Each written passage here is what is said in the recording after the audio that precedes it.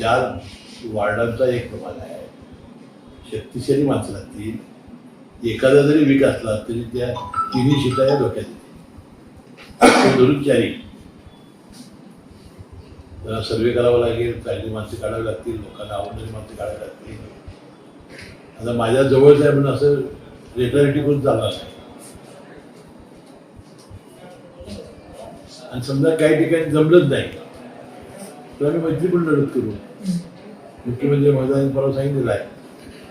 आणि तिन्ही पक्षावर आम्ही म्हणजे एकमेकावर टीका करायची नाही आणि निवडणुकीनंतर एकत्र यायचं. महानगरपालिका, जिल्हा परिषद, नगरपालिकेवर महायुतीचा झेंडा फडकवायचा.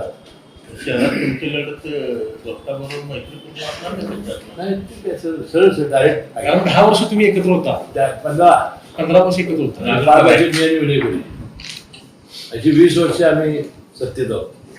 आता डायरेक्ट फाईट वैचारिक लढाई ना.